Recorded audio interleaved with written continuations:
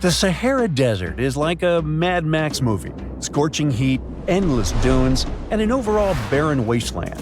A place where no one could live, right? Well, forget all you know about it. Because 5,000 years ago, the Sahara was a lush paradise of grasslands, lakes, and rivers, and the home of a ghost civilization that vanished without a trace. Our tale begins in the 1930s, when a Hungarian explorer stumbled upon a cave in the middle of the Sahara. Inside, he found something bizarre: ancient rock paintings of people swimming in a lake, surrounded by giraffes, hippos, and crocodiles. At the time, everybody shrugged it off as some symbolic depiction of the afterlife, because, really, who would imagine a lake in the Sahara? Well, fast forward some 70 years later, when a group of archaeologists made a discovery that flipped the script. In a rock shelter in Libya, they unearthed 15 mummies, along with baskets, ceramic pots, and other everyday items. This may look like prehistoric junk to most people, but to archaeologists, it was like uncovering a key piece of evidence. Those people weren't just passing through, they lived here. You see, those weren't just any mummies. They were some of the oldest naturally mummified humans ever found, dating back over 7,000 years. Take that, Egypt. Two of them still had readable DNA, preserved thanks to a rare natural mummification process, almost a miracle considering the Sahara's climate's ability to turn everything into, well, beef jerky. Scientists struggled to understand where those mummies came from for a while, because the mitochondrial DNA they recovered was not helpful at all. But thanks to scientific progress, they eventually managed to do a full genome analysis that revealed some weird secrets. Those people belonged to a human lineage that was completely unknown, and they lived isolated from the rest of humanity for thousands of years. For decades, researchers assumed that the place where they lived, the Green Sahara, was like a prehistoric highway, a lush corridor that humans and animals used to migrate between sub-Saharan Africa and the Mediterranean. But the mummies demolished that theory, like a hippo sitting on a sandcastle. Their DNA showed zero genetic mixing with sub-Saharan and Eurasian migrants, keeping their genes pure for 7,000 years. Their closest genetic relatives weren't their neighbors living right below the famous desert, but some ancient hunter-gatherers from Morocco, and even some guys that lived in the Czech Republic, when it wasn't even a country yet, 50,000 years ago. We're not out of the woods yet, because those mummies also carried some teeny-tiny traces of Neanderthal DNA, just 10% of the amount found in modern Eurasians. Now, if you paid attention in school, then you know that Neanderthals lived in Europe and Asia, and early humans only mixed with them after migrating out of Africa. But those Green Sahara folks never left Africa. So how did they get Neanderthal genes? The leading theory is that their ancestors mingled with Neanderthals in North Africa 50,000 years ago before settling in the Sahara and cutting off contact with the outside world. Archaeologists also found cattle bones and tools made of stone and wood at that rock shelter, proving that those people led a thriving pastoral lifestyle. This discovery made scientists scratch their heads for a while because, you see, animal domestication was not developed in Africa. So how did they learn it if they never mingled with anyone? Did they have ancient YouTube tutorials? Probably not. The researchers believe they must have traded knowledge with neighboring groups, but just knowledge, no saliva. It's almost too hard to believe that no outsiders mixed with them. After all, who wouldn't want to live in a thriving civilization in the middle of a green paradise, drinking milk, eating meat, and even using animal blood as a protein source? Ooh, yummy. They didn't have to hunt for every meal, thanks to their livestock, and the abundant water made life pretty sweet. And yet, they never married outsiders. Why? Maybe it was a cultural choice to never date outside their own group. Or maybe the landscape itself kept them isolated. This is where scientists place their bets. They believe that the dense forests and rivers that existed in the Green Sahara acted like nature's no trespassing sign, creating a geographical barrier that isolates animals, plants, and whole societies. This isolation is the reason why their genes were so unique. These guys weren't swapping spit with anyone else. But this genetic time capsule almost didn't survive. For most of the last ice age, the Sahara was even harsher than today, a true dead zone where humans couldn't survive.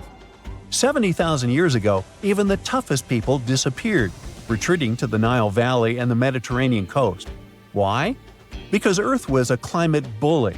Massive glaciers stole all the moisture, weakening monsoons until rain clouds barely reached North Africa.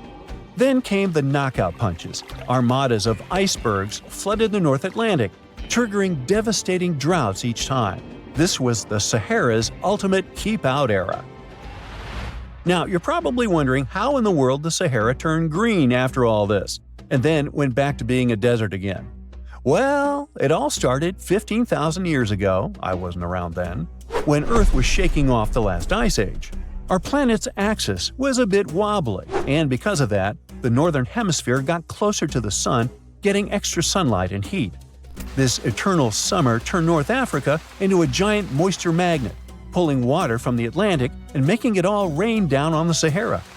The result of this ridiculous amount of rain was a lush savanna, complete with lakes the size of small countries. But the African humid period was not just a one-time miracle. The truth is, this eternal on and off switch between green and desert happened to the Sahara more than 230 times since the desert was born. During one of these events, the Sahara even expanded, getting bigger than it is today. So when the green Sahara showed up, you can bet it brought the ultimate ecosystem glow-up. This wasn't just a light dusting of grass. We're talking full makeover. The transformation was so complete, it even reshaped animal populations. Cheetahs suddenly struggled with the new prey dynamics, while rodents like the multi-mammate mouse thrived in the suddenly abundant grasslands.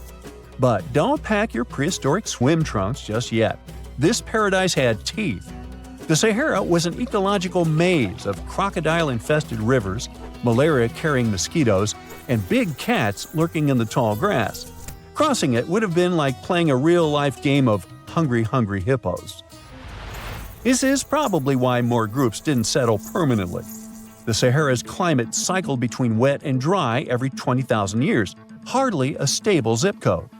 For most ancient people, it was smarter to treat the green Sahara like an all-you-can-eat buffet, grab resources and leave before the desert returned. Still, this green Sahara period lasted for 10,000 years, giving our mystery shepherds plenty of time to thrive. But around 5,000 years ago, Earth's axis shifted again, the rains moved away, and the Sahara dried up faster than a puddle in July.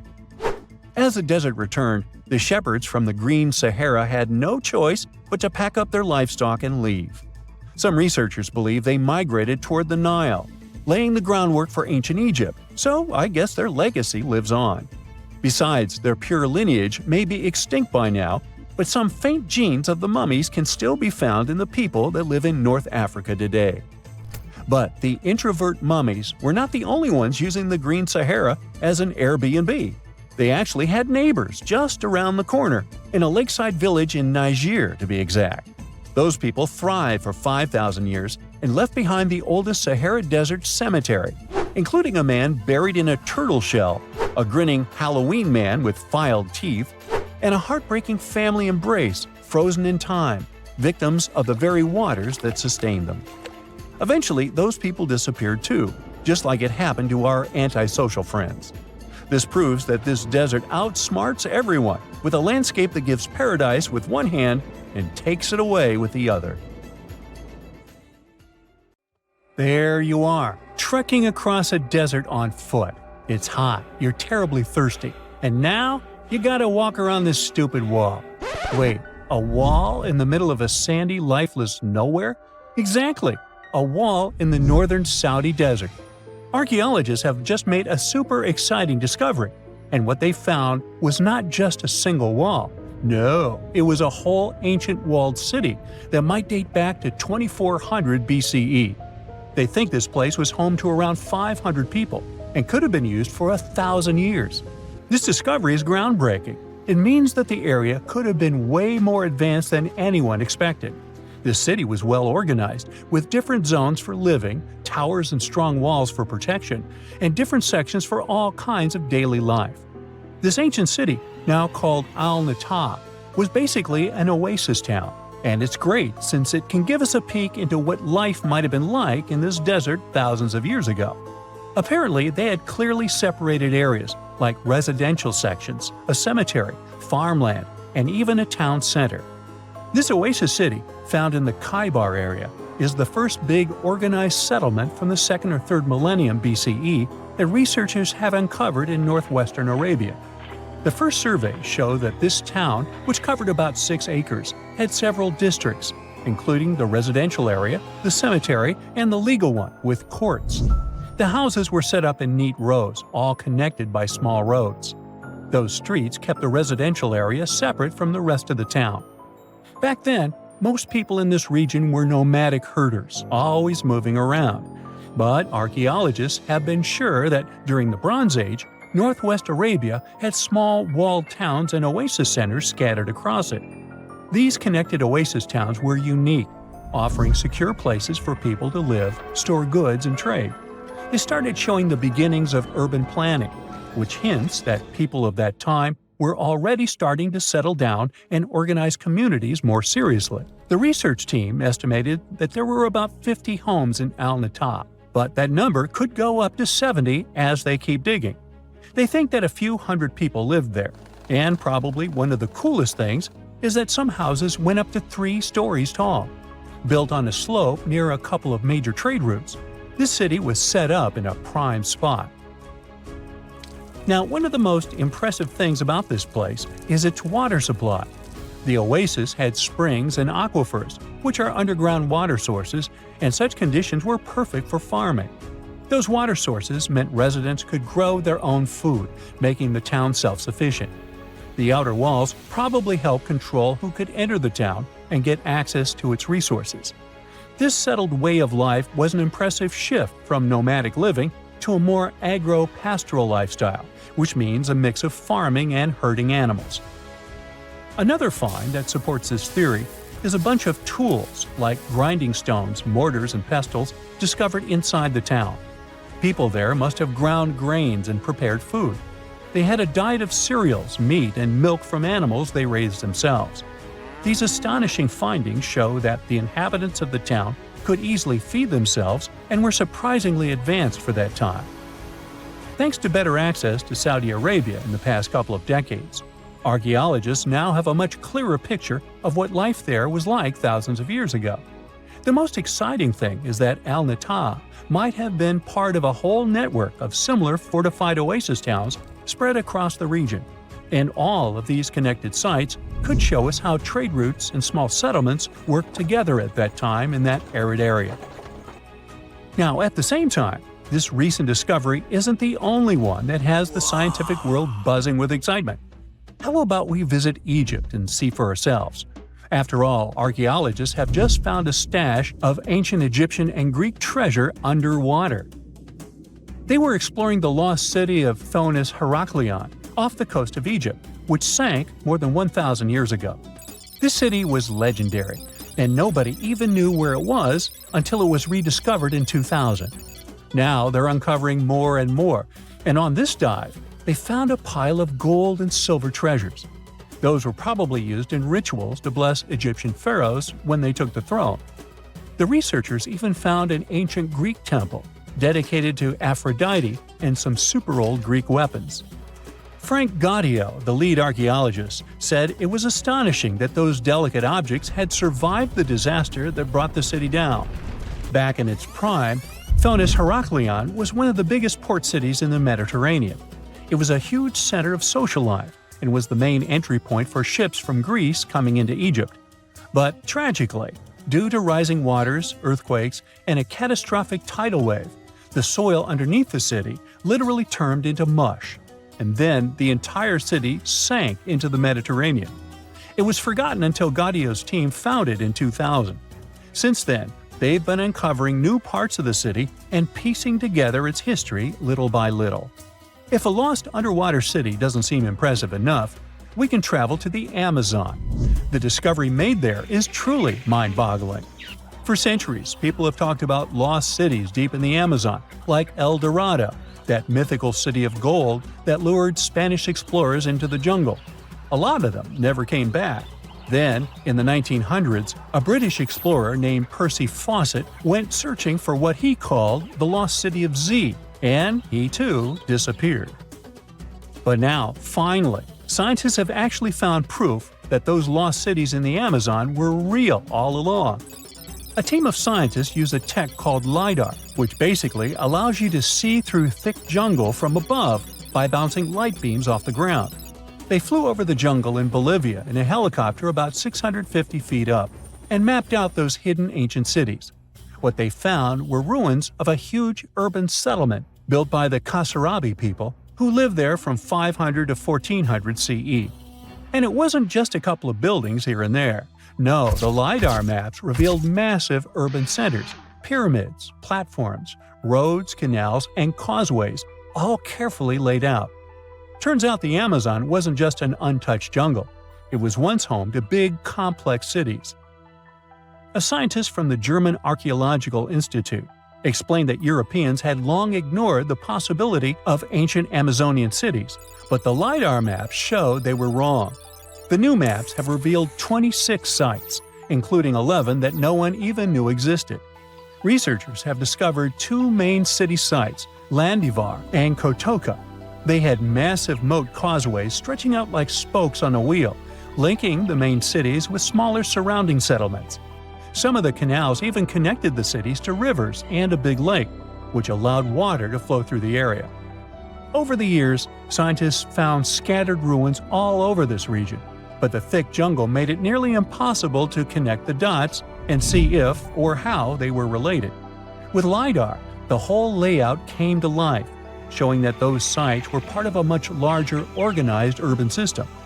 It's now also clear that the sites had a greater meaning, since everything is lined up in a way that could be symbolic of the spiritual beliefs of the inhabitants.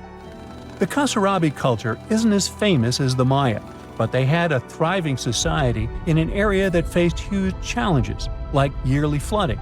And although the nearby Andes had their own monumental sites, the Kasarabi were doing something absolutely unique.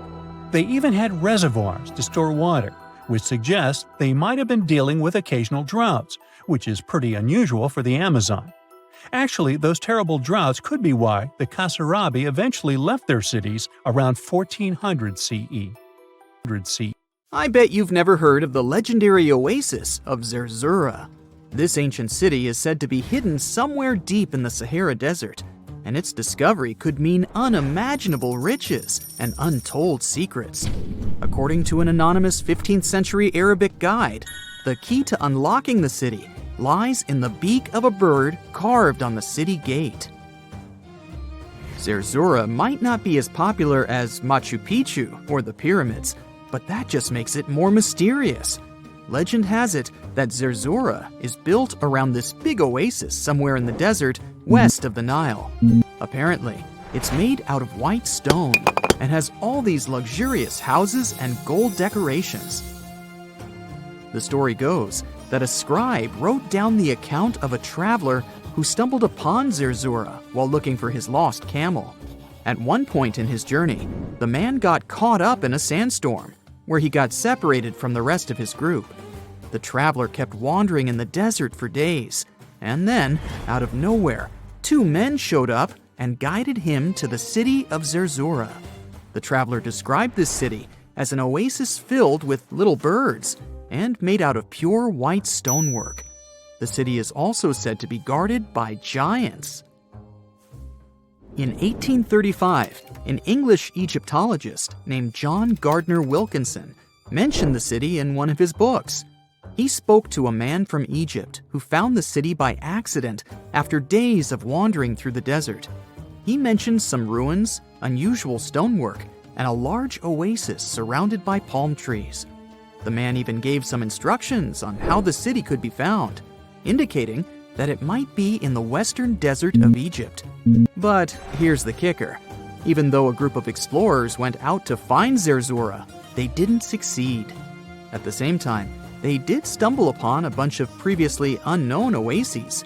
In the early 1900s, numerous expeditions were sent to find the city, including one with a fleet of Ford Model A trucks.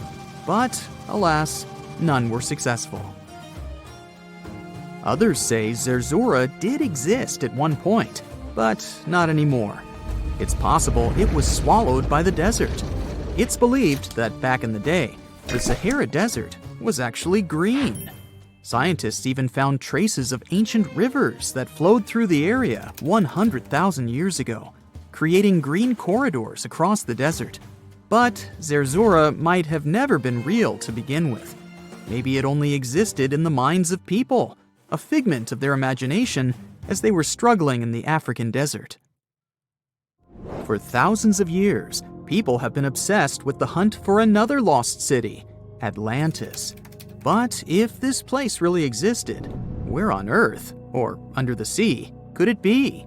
According to Plato, Atlantis was an actual place, and it was supposedly located somewhere in the Atlantic Ocean, near the Strait of Gibraltar. But how did this mythical city become synonymous with a perfect, paradise-like society? Well, you can thank Ignatius Donnelly for that. The American writer published a book in 1882 where he outlined 13 hypotheses about the existence of Atlantis. Donnelly truly believed that this lost city was where ancient humans lived in peace and joy for centuries. Donnelly even thought that Atlantis was the original source of many ancient civilizations around the world. And if we just followed Plato's clues, we could totally find Atlantis. Sounds like a treasure hunt, right? What inspired Donnelly to go on this quest in the first place, you might ask?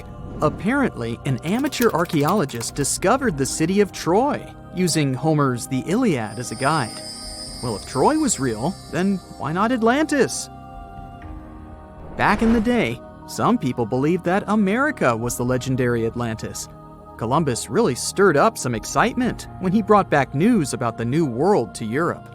But the real hunt for Atlantis didn't really start until the 20th and 21st centuries.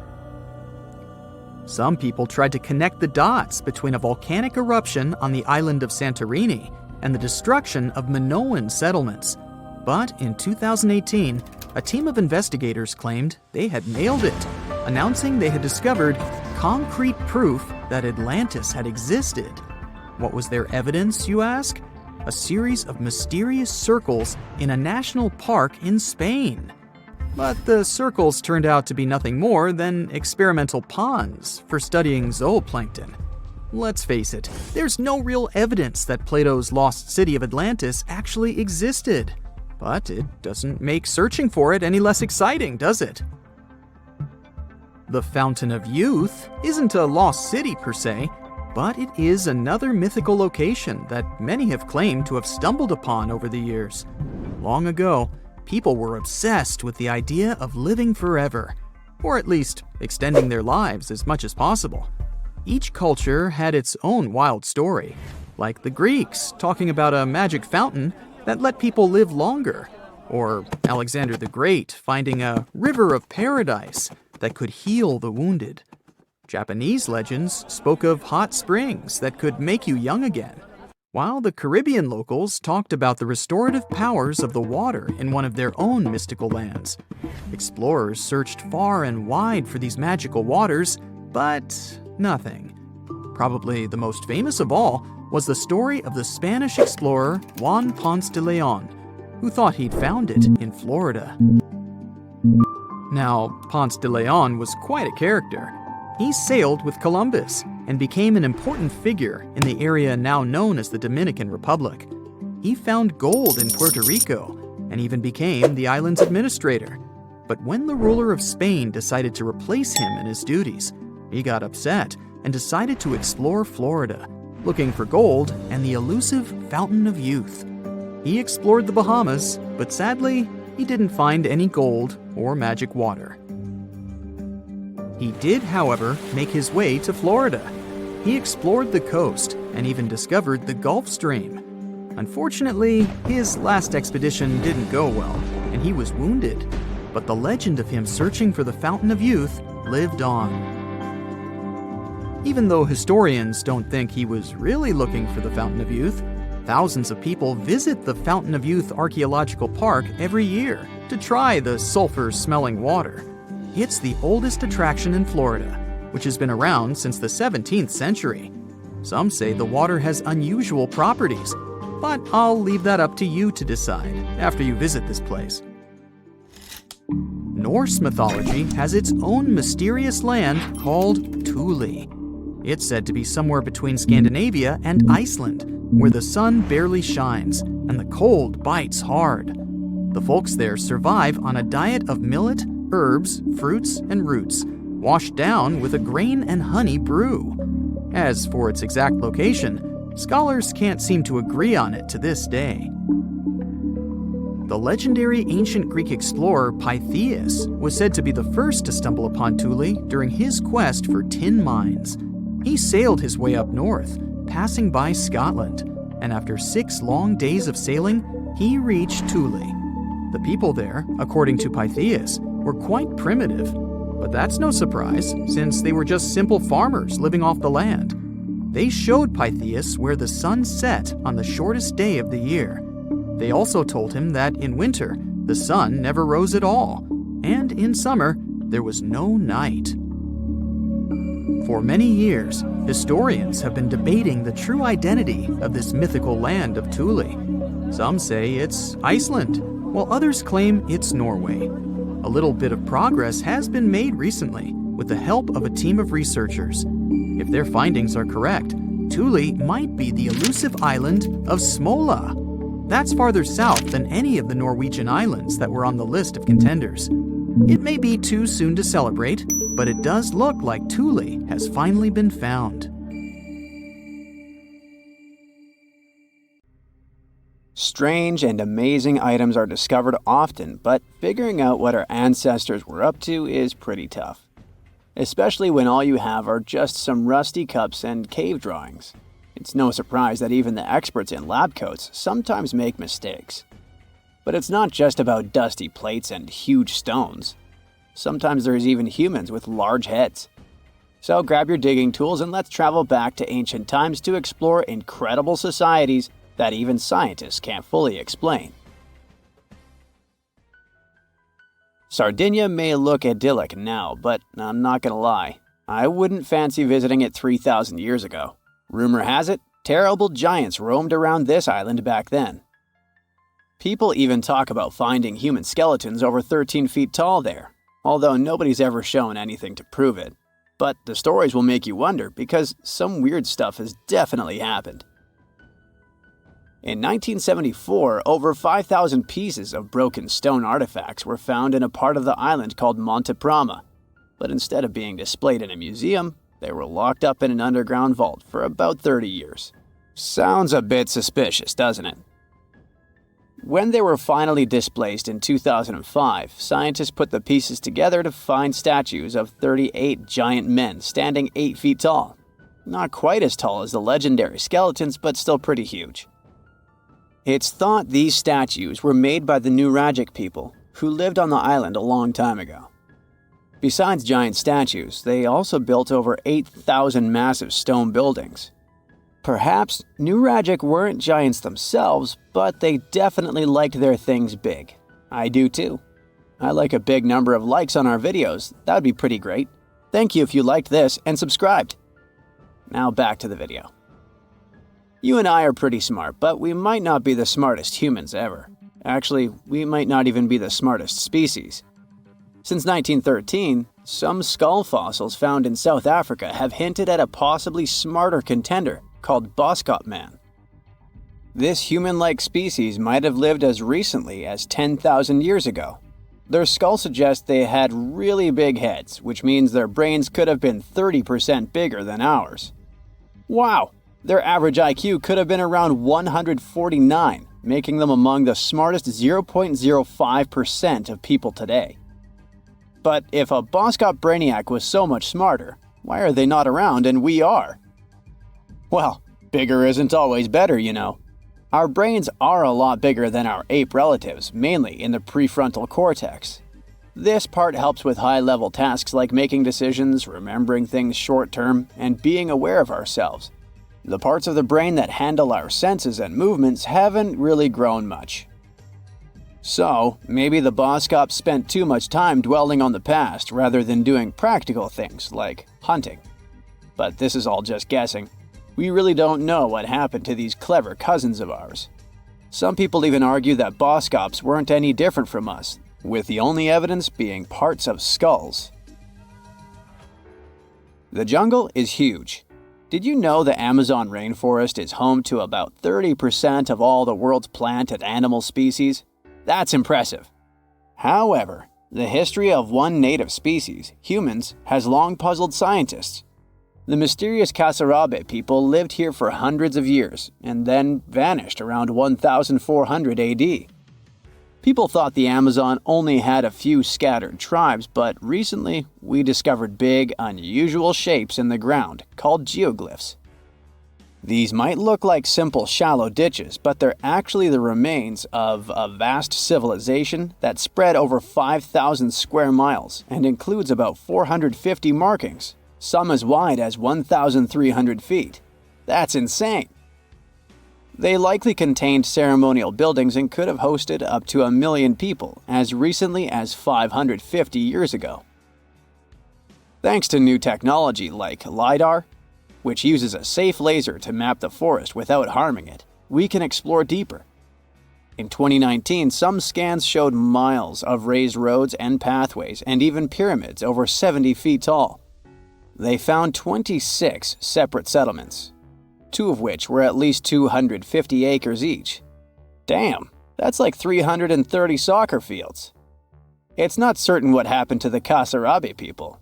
Maybe European conquistadors drove them out. Maybe the most baffling ancient civilization is one we've never actually found a trace of. Yep, I'm talking about Atlantis, the grand city that supposedly sank into the ocean. The first mentions of Atlantis come from the ancient Greek philosopher Plato, who talked about a great city near the Strait of Gibraltar. But for ages, everyone just thought Plato made up Atlantis as a perfect version of his own Athens. So why, about 12,000 years after it supposedly vanished, do we still wonder if it might be real? Well, in the 19th century, U.S. Congressman Ignatius Donnelly wrote a book giving 13 reasons why he thought Atlantis was more than just a myth. Then, in 1965, some folks thought they actually found Atlantis when they discovered the Richat structure, a massive 25-mile-wide dome in Mauritania, Africa. It's so big that you can see the whole thing from space. 2 astronauts flying over the Sahara Desert spotted this giant eye staring back at them and thought they'd made the discovery of a lifetime. Unfortunately, there's no solid evidence linking this structure to Atlantis. It's believed to have formed from volcanic activity about 100 million years ago. But it does look suspicious, doesn't it? Still, we're no closer to knowing the truth. Imagine going back to about 3,300 BCE and finding yourself in South Asia. Welcome to the Harappan civilization. These people were way ahead of their time. They had cities like Harappa and Mohenjo-Daro, complete with baked brick houses, sophisticated drainage systems, and even public baths. This place might have had over 5 million people, making it one of the densest regions at the time. They also invented a system of standardized weights that was incredibly useful for traders. And trading they did. These people had connections stretching all the way to the Middle East, thanks to their great skills in metallurgy. They even had a form of ancient branding. The seals were used to stamp clay on trade goods. Despite being so advanced with a thriving urban life, there's a whole bunch of mystery shrouding their language and script. We've got bits and pieces of their writing, but no one's deciphered them yet, even with all the technology we have today. We also still don't know how exactly their society worked. It looks like they didn't flaunt their social status as much as other civilizations. No grand palaces or massive monuments. Instead, their largest buildings might have been granaries. They sure were practical. Unfortunately, all good things must come to an end. Around 1800 BCE, this bustling civilization started to decline, possibly due to shifts in river patterns. As the environment changed, the Harappans packed up, moving towards more hospitable lands. Ever heard of the Minotaur? The beast with a bull's head and a man's body, hunting the bravest travelers in a massive maze. Well, this wasn't just any old tale. It was one of the most popular dramas of the ancient world, and it was inspired by this place, the island of Crete. The Minoans lived here during the Bronze Age. They had stunning palaces, amazing frescoes, and a culture so rich it still fascinates historians to this day. They built places like Knossos, which was so complex with its multi-story buildings and elaborate hallways that it might have inspired the whole labyrinth myth. Their engineering was so ahead of its time that even their drainage systems were more advanced than what many of us have today. Let me know in the comments which of these stories you find the most fascinating, and thanks for watching. Archaeologists have been studying Petra in Jordan for 200 years, and in 2024, they found something they had never seen before. It's a tomb with at least 12 complete human skeletons and artifacts that are over 2,000 years old right in front of the treasury. Bronze, iron, and ceramic items were placed with the deceased, which shows how people honored their loved ones when they passed away. It's a rare chance for scientists to learn more about the Nabateans, an ancient group of Arabian nomads who built Petra. The objects found in the tomb under Petra's treasury are in amazing condition, but the skeletons became fragile because it's damp inside the tomb. They plan to study the remains and extract DNA to see if the people in the tomb were related. While some scientists are solving tomb mysteries, others have trained AI to find new ancient sites for them. They've created an algorithm that works with a special type of satellite imagery. This technique uses radio waves that can peek under things like sand, soil, and even ice to find hidden objects. AI will help search a huge desert on the Arabian Peninsula called the Empty Quarter for archaeological treasures. The lead scientists of the experiment trained the algorithm to recognize hidden locations using data from a site they had found before. The new tech can discover buried structures within 20 inches, which is very precise. Another groundbreaking tech, LiDAR, which means light detection and ranging, helped archaeologists reveal new hidden cities all around the world. LiDAR can see big structures beneath layers of vegetation and map even subtle changes in ancient landscapes. They use it to scan large areas from a small plane flying over places that aren't so easy to study from the ground, like dense jungle.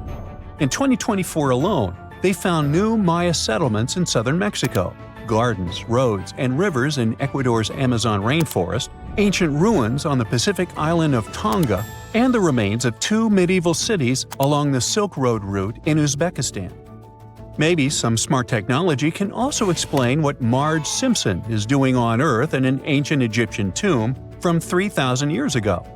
The drawing, featuring a woman with yellow-colored skin, a blue crown, and a green outfit, is alarmingly like the famous cartoon character. If you don't see a resemblance here, I hope you'll at least enjoy an amazingly well-preserved necklace with amethyst and agate beads. It's from another recent find from Egypt, an ancient tomb with 11 sealed burials near Luxor. Archaeologists also found 2 copper mirrors, one with a lotus-shaped handle and the second with a unique design of the deity of the sky, women, fertility, and love in ancient Egypt. The hair of the figurine was originally made from almost 4,000 mud beads. Another awesome find from 2024 is an ancient Greek shrine with intact burials, a sarcophagus, and plenty of gold inside. They think it was built before the year 300 before the Common Era, and the marble lions, also found inside, were made from the same marble as the Parthenon in Athens. Greece is so full of ancient treasures that the city of Thessaloniki will house around 300,000 of those artifacts in their new subway system. Meanwhile, archaeologists in France have found a monument unlike any other, and they can't figure out what it was used for. It's direct proof that people used to live here between the Neolithic and the early Iron Age periods. The coolest part is a monument made of 3 unique shapes that fit together like puzzle pieces. Some gravel found in the monument could mean there used to be a wooden fence called a palisade. People who built it probably used it for protection or decoration. The team studied the layers of soil around the monument to learn more about its origins. The only tools found so far were sharp flint stones, not the cartoon characters, which were used during the Neolithic period. The next step will be radiocarbon dating to figure out exactly how old the site is. Now, the oldest saddle ever found so far was found in the grave of a woman near the edge of the Taklamakan Desert in northwest China. This saddle is the oldest ever discovered. It was crafted from pieces of leather that were sewn together and stuffed with straw and animal hair to make it soft. Now, normally, things made from natural materials like this don't last very long because they rot or fall apart. But the Taklamakan Desert is so dry that it helped preserve the artifact. The herdswoman who used the saddle was buried in her full riding attire, so this proves that not only men used saddles and took part in herding and traveling. Now let's shift to Guatemala, where an ornate jade mask made by the ancient Maya people was waiting for centuries to be discovered. Scientists use radiocarbon dating to figure out the age of the mask. They believe the mask may represent a Maya storm deity, a powerful figure in their mythology. These kinds of masks were often made to honor Maya royalty, and they were placed in the tombs of kings and queens when they were buried. The king's tomb was also decorated with carvings made using tools crafted from volcanic obsidian. After 15 years of searching, scientists may have finally figured out where the altar stone of Stonehenge comes from. They compared the tiny minerals inside the altar stone with rocks from many places in Wales and England and ruled out lots of spots. Then they found the perfect match with a place in Scotland, more than 466 miles away from Stonehenge. This area might even be Orkney, a group of islands in the far northeast of Scotland where a lot was going on during the Neolithic period. The big question now is how ancient people moved such a massive stone so far. The altar stone is over 16 feet long and weighs more than 6 tons. The new theory is that they might have used boats to carry it across the coastline and rivers. Once it was close to Stonehenge, they theoretically dragged it across the land using wooden sleds, ropes, and a lot of teamwork. Meanwhile, in the north of France, an ancient home popped to the surface during the construction of a new house. It turned out to be a luxury urban house for the elite from the 2nd century of the Common Era. The inside of the house was destroyed by a fire, but under the destroyed layer, there are beautiful, real-size fresco paintings. Turkish archaeologists unearthed the arm and foot bones of elephants that lived around 9 million years ago. They also found fossils of early horses, giraffes, and even saber-toothed cats. They've already identified 43 distinct types of animals from this site and collected more than 4,000 fossils. One more cool find from Turkey is a 64,000-year-old workshop inside Incaja Cave. It looks like people used it for 24,000 years non-stop. There are some tools inside, like flakes and blades, which were made inside the workshop. In eastern Turkey, a farmer accidentally found a 1,000-square-foot mosaic from the late Roman or early Byzantine period just beneath the dirt. Experts say it's a one-of-a-kind thing from this region, and is still in one piece after all this time. The pattern shows dozens of trees, plants, and animals that were found in ancient Turkey. There could be more treasures in the area, so they plan to keep digging. Our final stop will be in Sicily, where archaeologists uncovered a huge ancient thermal complex. Inside, they found 2 rooms with floors covered in colorful mosaic designs, along with a large courtyard surrounded by arched wings. As they kept digging, they discovered more parts of the ancient city. They found new roads and the remains of a huge complex, along with stretches of old stone walls that were part of the city's fortifications. These discoveries are helping scientists imagine what the city might have looked like during ancient times. No one knows for sure whether the bathhouse was built by the Greeks or the Romans, since both civilizations lived in Sicily long ago. We've all heard of the Sahara. Sure you have. It's the largest hot desert on the planet. A sea of sand covering an area larger than the contiguous United States. But have you ever wondered what lies beneath the sand dunes? To answer this question, we must travel deep into the past of our blue planet. Up until some 6,000 years ago, the Sahara was grassland. Humans were around at this time, not me. spreading agriculture around the planet. In the north of Africa, the color green dominated. Plenty of rainfall meant that there were lakes, rivers, pastures, and even forests. A completely different image of the Sahara from the barren landscape of today. But then the climate started to shift. The region became parched, and the vegetation started disappearing. The wind did the rest. It took away the fine sediment after there were no plant roots to hold the ground together. Give it a couple thousands of years, and you get a familiar image of the Sahara. Sand and rocks stretching as far as the eye can see. But when it comes to volume, only a quarter of the Sahara is actually sand. The yellow sands of the Sahara are just one part of the story. The desert has many other features, such as gravel plains, salt flats, and plateaus. Makes you think if we understand the word desert correctly. For people who study such terrains, geologists, there is only one condition for defining a desert: precipitation. If an area gets little or no rain, then it's considered a desert. The Sahara certainly fits the bill. Its average annual rainfall is just 3 inches. Compare that to the nearly 45 inches a year in New York. When we look at precipitation, this sandy desert is only the third largest in the world. Number 1 and 2 are Antarctica and the Arctic. They are larger than the Sahara by millions of square miles. It sounds odd, but there is more than one type of desert. The first two are polar deserts, while the Sahara is a subtropical desert. But the difference in air temperature are staggering. In Antarctica's interior, temperatures plummet to minus 76 degrees Fahrenheit. Compare that to the highest temperature on record in the Sahara of 136 degrees Fahrenheit. But this desert has a cool side. At night, the temperature is roughly the same as the average yearly temperature in Denmark. This hot and cold roller coaster makes it hard to choose the right outfit when venturing into the Sahara. And what about the sand? How deep is it actually? The depth varies between 70 and 140 feet. That's not too deep. If you put the Statue of Liberty in a tall dune, half of it would still stick out of the sand. Its vast amounts in the Sahara were created by aeolian processes. That's Greek for wind. Over time, it blows and shapes the surface of the earth. In dry areas with sparse vegetation, winds erode the ground much faster. That's what happened in North Africa. Under all that sand is the bedrock and cracked clay.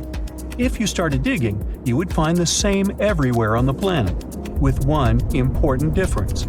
There is some type of soil covering the bedrock. This is not the case in the Sahara. Because of the arid climate and a lack of vegetation, sand covers the ground below. Over the course of thousands of years, a lot of interesting finds ended up in the desert sand. For example, there are petrified tree trunks. These are essentially preserved prehistoric trees. They date back to the time when the region was lush green. In some places, the trees of this fossilized forest are at least 65 feet tall. The wood is so well preserved that you can still see the texture and knots. There are even fossilized pine cones. In 1992, scientists found glass fragments in eastern Sahara. These canary yellow glass shards were scattered across hundreds of miles. They didn't belong to an ancient civilization, although ancient Egyptians used them to make jewelry. In fact, the breastplate of King Tut had a beautiful scarab beetle centerpiece made from this desert glass. For a long time, scientists were puzzled about the true origins of these fragments. They finally concluded that the glass was around 29 million years old. It is an impact tape. If that sounds like it has something to do with the word impact, you are correct. These rocks are formed when a meteorite hits the surface of the Earth. This generates a lot of heat. Scientists estimate that the temperature needed to melt this mineral was close to 3,000 degrees Fahrenheit. Apart from the regular fine-grained sand, we also have melted sand in the Sahara.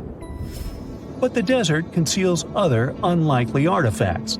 Shark teeth are a common find in Morocco, which sits in the western part of the Sahara.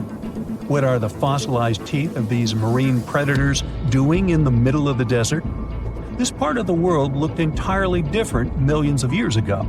There was a sea cutting right through what is now a desert. The Trans-Saharan Seaway ran the length of present-day Algeria and Mali. It was around 165 feet deep.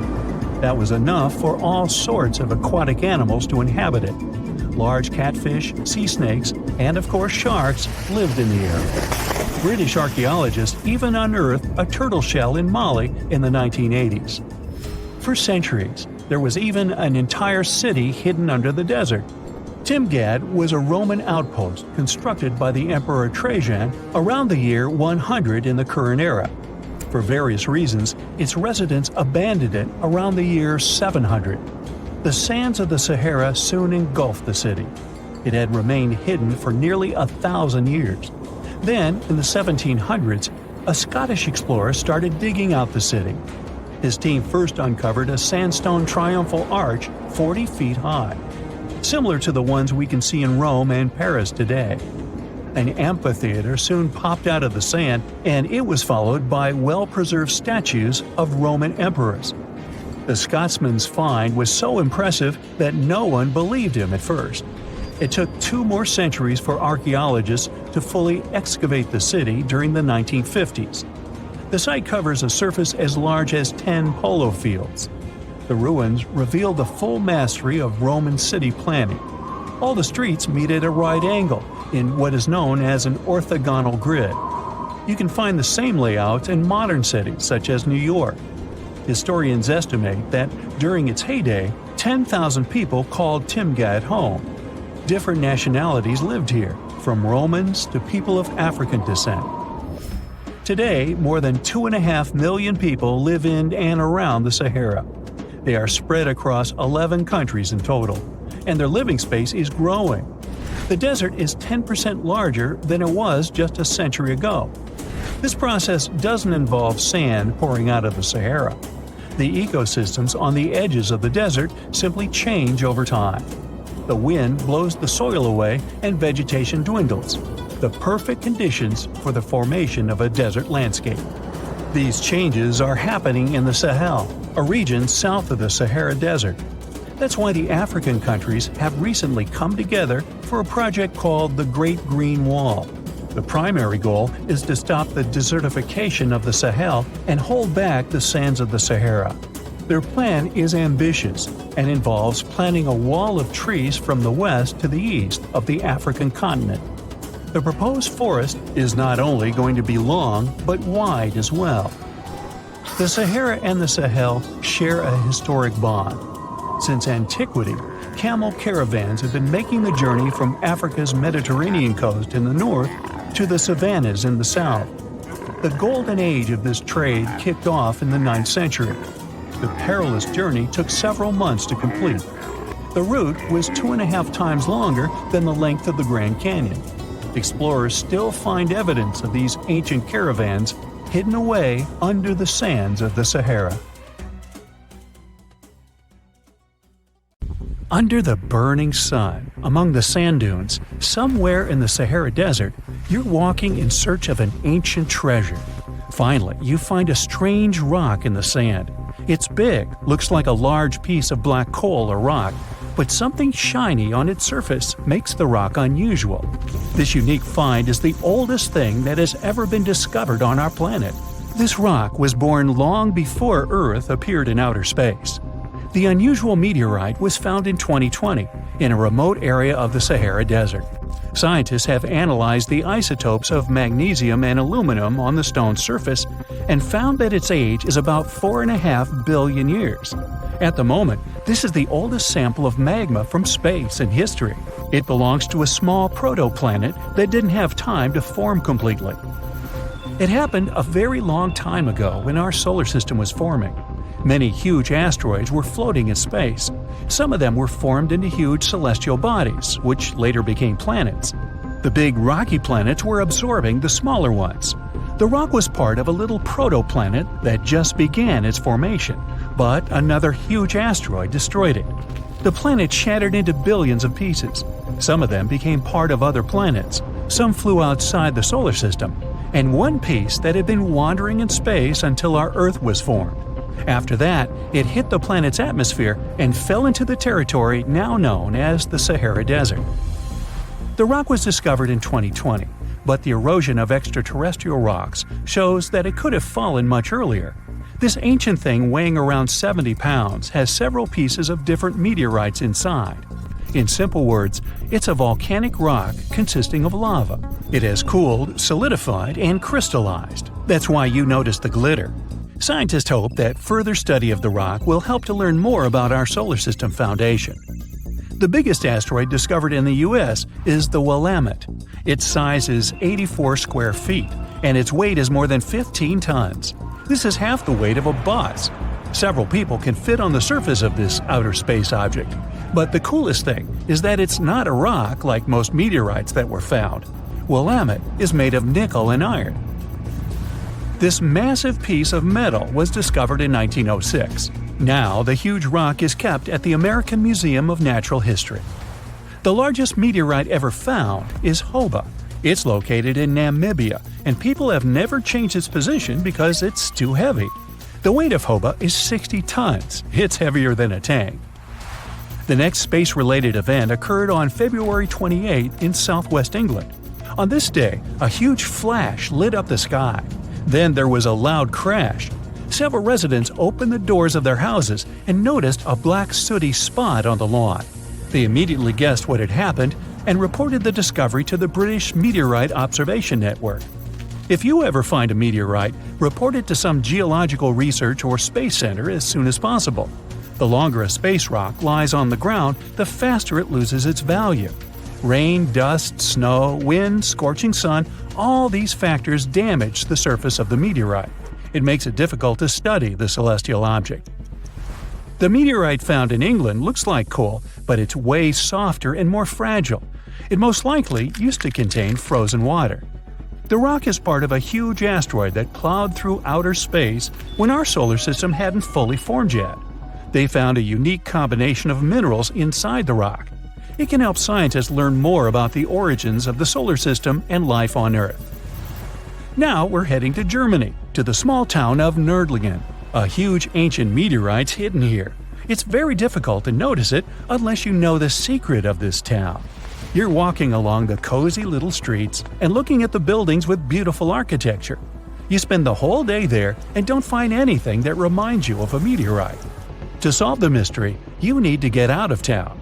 So you climb a high hill and see that the city is located inside a pit. For a long time, locals were sure the house was located in the crater of an extinct volcano.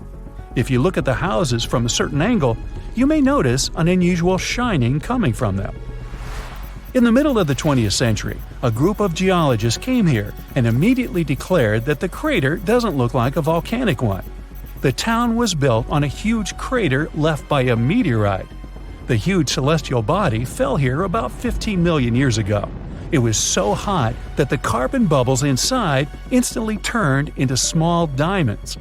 When people were building this city, they didn't know they were using expensive stones, since the diamonds were hardly visible.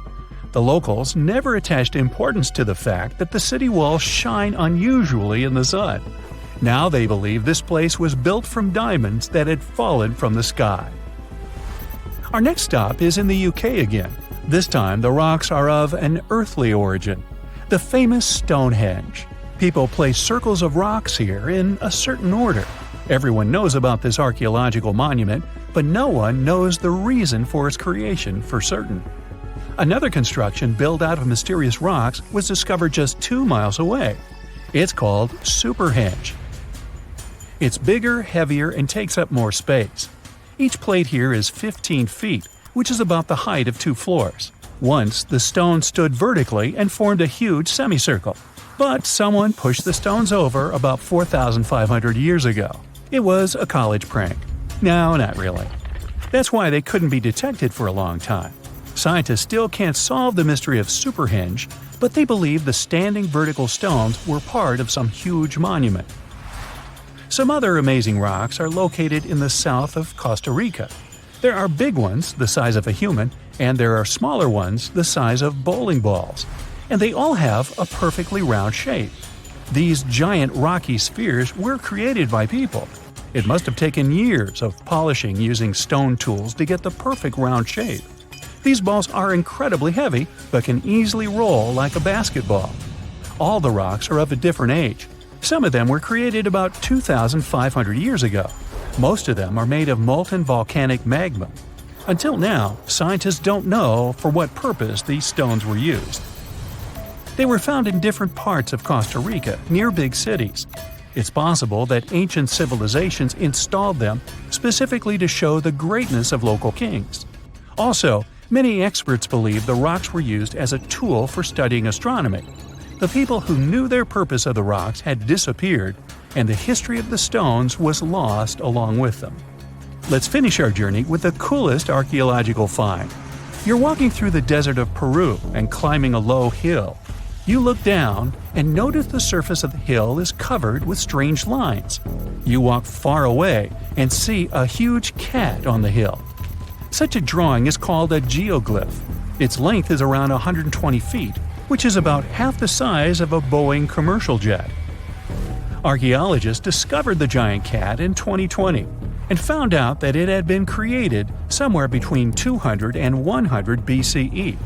This huge drawing is part of a mysterious group of different pictures. In addition to the cat, there are other animals, plants, and fantastic figures. All of them were found in the desert of Peru. The kitten was found by chance. Archaeologists didn't see it at first because natural erosion on the hillside had almost erased the silhouette.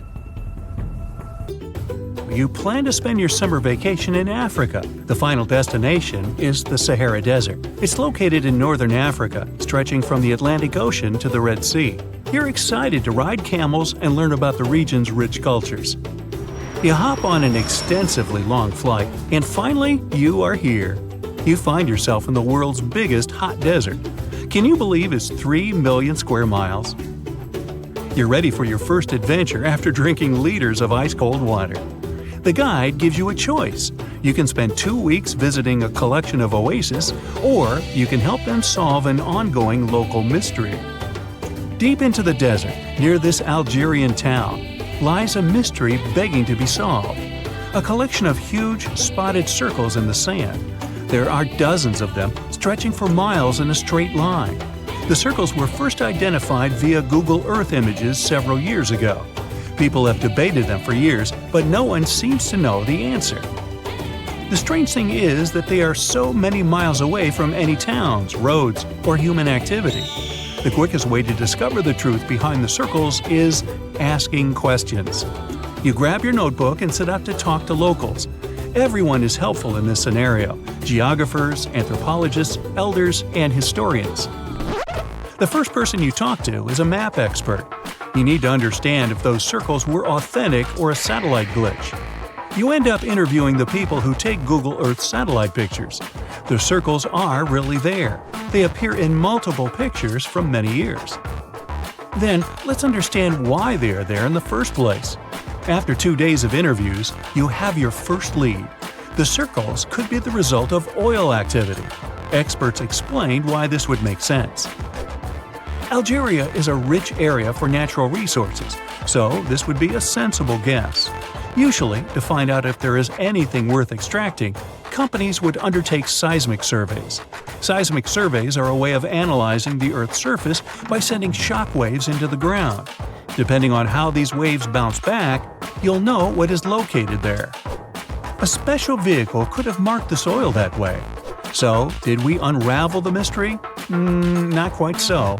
As you know, the Sahara Desert is one of the driest areas on the planet.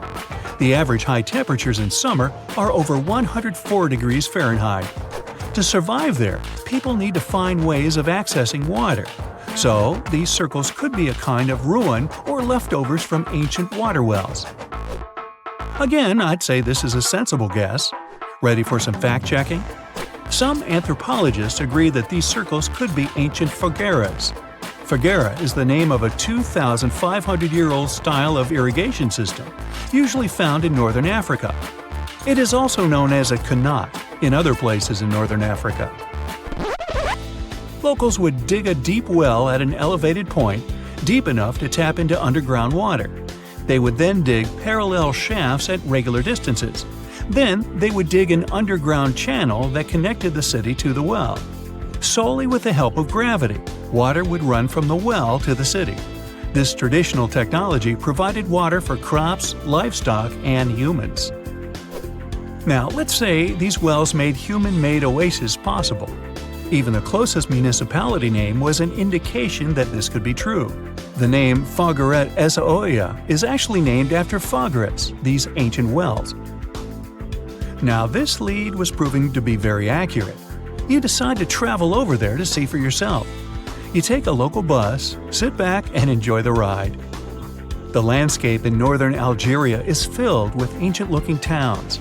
You even see ruins of wells along the way, on the outskirts of smaller cities. Opening Google satellite images, you can see the Qanat's markings on the ground, a series of holes running down several miles. But as soon as you arrive, you find out you were wrong. Dale Lightfoot, one of the world's leading experts on Qanats, said that the circles were definitely not Qanats. Even the satellite images confirm this difference. Uh-oh, we were so close. Apparently, Qanats or Fogares would not run down a straight line. They wouldn't be shaped like circles. Another clue that this wasn't the case was that there were no towns at the end. The circles were really far away from any human activity, and Qanats were explicitly built to provide water for human settlements. Well, it sure was a good try. You almost gave up on this mystery when you decided to take one more field trip. It was days of preparation, pick up cars, food, equipment, all so that the mystery of the Sahara circles could be unraveled. On the first day, you drove over 99 miles into the desert. You were always curious to see what this part of the world looked like. Over there, you see nothing but mustard yellow dunes. The night sky is pretty decent, though. You can see the entire Milky Way with your own eyes. You set up camp and sleep under a canopy of stars. The next day, tension grows. There's no cell reception. Oh dear. But thankfully, you added the coordinates of the circles to your Google map. And surprise, the offline mode works out there. You follow the coordinates, but it leads you astray. You start to get nervous, thinking this was all in vain. But you and the team get into the car and drive a few more miles past the coordinates on your phone. After a very bumpy ride, you can't believe your eyes. There it is, an enormous crater dug on the sand, surrounded by 12 smaller holes. From up high, it looks like a clock, without the pointers, of course. On the ground, they're very faint, so faint you almost miss them. Searching the area, you notice all the holes had something similar: metal wires, thin wires that you can pull from the ground. They're buried deep, so you start digging. An object starts to reveal itself. Uh-oh, it looks like old dynamite. This certainly surprises you. Better stop digging to avoid any accidents. At the end of the survey, you feel satisfied, but still curious. What could all this dynamite mean? And who put it there? What comes next is the turning point of your adventure. Walking back to the car, you see something shining on the ground. You approach the item with curiosity. It's round and rusty and looks like a sardine can? What's that doing here? Could this give you more clues about the circle's mystery? Just in case, you pick it up and put it in the car. Back in the city, the puzzle pieces start to reveal the story behind the Sahara circles. You bring photos and the sardine can and show them to local experts. They analyze your material and give you an intriguing verdict. As it turns out, guess number 1 was the closest one to the truth. So, what happened to the first guess? Why do we need to keep digging deeper? Well, because it was only half right. The Sahara circles are not a historical footprint of seismic surveying. Back when the circles were made, this technology didn't even exist. But they sure are related to oil exploration. The dynamite-filled holes were an old method for oil searching. The circles are the leftovers of surveyors looking for resources underground. And the sardine cans? Well, they were left by the workers who held explosion works. You gotta eat, right? According to the model of the can, this happened more or less around the 1950s and 1960s. So these circles aren't even that ancient. More like modern ones, if you ask me. Well, Hope you are glad you tagged along and helped unravel this mystery. See you in the next mystery-solving adventure. Mirror check. You've got your beige parka on, your chisel is packed, and your overnight plane ride to Saudi Arabia is booked. You know what this means, right? Unfortunately, you weren't cast in the remake of Dune. It just means that you're ready to go explore the world's largest desert areas in the hopes of uncovering prehistoric secrets about our ancestors. Let's get one thing straight. If you ever thought that deserts were empty spaces, think again. They might be filled with sand as far as the eye can see, but they also hold a lot of history, you know, because before humans settled down in cities and towns, we were nomadic people, and we traveled all around the globe looking for food, water, and shelter. So we had to come up with some interesting stuff to survive. Like this thing that was found in the desert of Saudi Arabia. Do you have any idea what this could have been? Over many years, scientists have discussed the origins and use of huge structures such as these ones. It seems our Neolithic ancestors were way smarter than we gave them credit for. They didn't spend all their hours around the fire carving weapons out of stone. No, they were also practicing their architectural skills. These huge stone structures are called desert kites, because if you look at them from a distance, well, they sort of look like kites. Archaeologists have arrived at the consensus that these kites were used to lure animals in. This way, it would make it easier for our ancestors to guarantee their week's food. But that's not all. Take a look at these monolithic structures right here. They show us that our ancestors probably drew on rocks, the blueprint of what they were going to build on the ground. Just like modern-day architects, desert kites could be miles long, so they drew out a plan before actually building them. The most surprising feature of all is that these kites were built even before things such as Stonehenge. We're talking around 7,000 to 9,000 years ago. Over the last decade, scientists have been able to identify over 6,000 desert kites spread across the Middle East and West and Central Asia. If you don't think this huge, try building something this large without the help of any drones. It looks like a pretty difficult feat to me. And apparently, Saudi Arabia's desert is filled with more amazing things. Scientists have found mysterious stone structures that are older than the pyramids of Giza in Egypt. So of course, you can't wait to go check that out. Can we all agree that carrying around heavy rocks to build a pyramid without the help of modern technology sounds absurd? I mean, how on earth did they do it? Now imagine turning back the clock about 2,000 years into the past and finding humans that built similar gigantic structures in isolated areas. Take a look at these so-called mustadels. They are rectangular structures built from piled-up stones, found over 77,000 square miles. Some archaeologists believe that these monuments were used for ritualistic purposes, maybe processions of some kind, where people would walk from one end of the plateau to the other. I'd be down for that. Now let's move on to another deserted area. We're entering the world-famous Sahara desert landscape. Isn't it beautiful? Here, you're about to unravel an ancient mystery, something that took years for researchers to solve. Fun fact, the Sahara Desert is the world's largest hot desert. It spans over 3 million square miles, which would be like putting 1,000 times the country of Hawaii next to each other. We say it's the largest hot desert because the world's largest desert area is Antarctica. But we all know temperatures over there are freezing, not the typical image of when we think of a desert. Deep into the desert, near the Algerian town of Fougeret et Zoua, something strange was found. For decades, these tiny dots appeared on images of Google Earth, but nobody could explain what they were. Some scientists were sure that these circles are the result of oil activity in the region. Others guessed that these were ancient fogeras or ancient water wells. There are dozens of them, stretching for miles and miles in a straight line.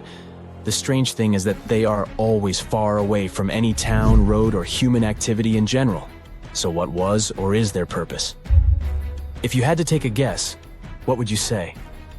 Remember we talked about how our ancestors had to be creative in order to survive in the desert? Let's try to walk in their shoes for a minute.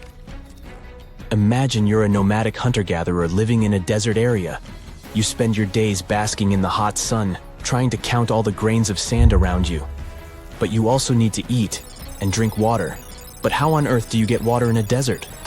Sure, you can hope to keep running into oasis every week or so, but that seems a bit risky, doesn't it? That's why North African people invented the so-called fogeras. The fogeras are a 2,500-year-old irrigation system. Locals would dig deep wells in elevated areas, wells deep enough to tap into underground water. Then, they would dig parallel shafts at regular distances. This way, the water would flow from the main well down into all the shafts and irrigate entire areas. Travelers could stop by the shafts and quench their thirst. They could also raise livestock and tend to crops. Pretty clever, huh? As much as these holes did look like Fogaras, a little bit of research would show you that they're not. You see, these shafts were built in a line, and not in a circular shape like the ones we're looking at now. So maybe it has something to do with the second option? Maybe these desert holes were related to oil activity in the region? Let's have a look at the holes up close and personal. From Google Earth, they don't seem that big, but in real life, they are huge craters. The tip to uncovering what they are is hidden beneath the sand. If you were one of the researchers originally uncovering the truth behind this mystery, you would have found something unique hidden in the sand. Old dynamites and vintage sardine cans. Putting the pieces of the puzzle together, scientists found that these sardine cans were a model from the 1950s and 1960s. It seems that entire teams from that decade would camp out while they surveyed the area for oil. And what about the dynamites? These were used for seismic surveying. This is an old technique, used to identify if there is oil and gas beneath the Earth's surface. Still in North Africa, you find out about another desert mystery worth exploring. Near the city of Tiaret, southwest of Algeria's capital, one runs into 13 peculiar monuments. These structures are also called jedars, and yes, I am aware of how much that may sound like a Star Wars reference. They are pyramid-like in their shapes, and as far as scientists know, they were used as final resting places for the people who lived in the region. Can you guess who these were? Most likely the Berber nomads. And since we're talking about ancient stuff, they were probably built between the 4th and 7th centuries CE. Once scientists began to explore the insides of these monuments, they found they were pretty big inside. They found large underground vaults, chambers, and labyrinth-like corridors that gave way to over 20 compartments. It could take you up to 2 hours to walk around in them, and apparently our ancestors also used its walls to depict images of animals and hunting scenes. There's no definite proof of what these jedars were used for, though. This is so neat, huh? I'm sure that our world's desert is filled with many more mysterious things for us to unravel. I guess I'll see you next time so that we can continue our explorations. In November 1922, a boy walked through the desert mountains of Egypt and discovered some ancient steps carved into the rock. Subsequently, this find became one of the world's largest and most significant archaeological discoveries. This step was part of Tutankhamun's untouched tomb. Archaeologists found about 5,000 ancient objects, including jewelry, fabrics, painted vases, and funeral masks. You've probably seen one of them. It has become one of the most recognizable attributes of ancient Egypt. More than 100 years have passed since then, and now humanity has finally become close to another large-scale discovery, the tomb of Cleopatra. This queen was the last active ruler of the Ptolemaic Kingdom of Egypt, who sat on the throne from 51 to 30 BCE. There are many ancient records about Cleopatra, her reign, and her unusual personality, but until now, no one has discovered the secrets about her passing away in the burial place. So, one archaeologist, Dr. Kathleen Martinez, has been studying ancient records and temples around Alexandria for decades, and concluded that the tomb of the queen should be located under the ancient city of Taposiris Magna, founded in 280 BCE. It was a big city on the northern coast of Egypt, where tens of thousands of people were engaged in trade and industry, and it seems that Dr. Martinez's guesses turned out to be correct. She and a group of archaeologists have discovered a secret underground tunnel near Alexandria, with a length of about 0.8 miles. It was cut into the rock under Taposiris Magna's temple. During further excavations, they found many things that indicate Cleopatra's tomb lies in the tunnel's depths. It's also possible that she is buried there together with the Roman commander, Mark Antony. According to ancient records, Cleopatra and Mark Antony loved each other and together opposed the Roman Senate, which declared Antony a traitor. The fact that natural disasters have occurred on the territory of Taposiris Magna for thousands of years can complicate the excavations. Earthquakes and floods destroyed the city and possibly flooded its underground tunnels. But archaeologists hope the ancient tomb remains untouched, and that it hides many treasures and records about the royal life of ancient Egypt during the reign of the last dynasty.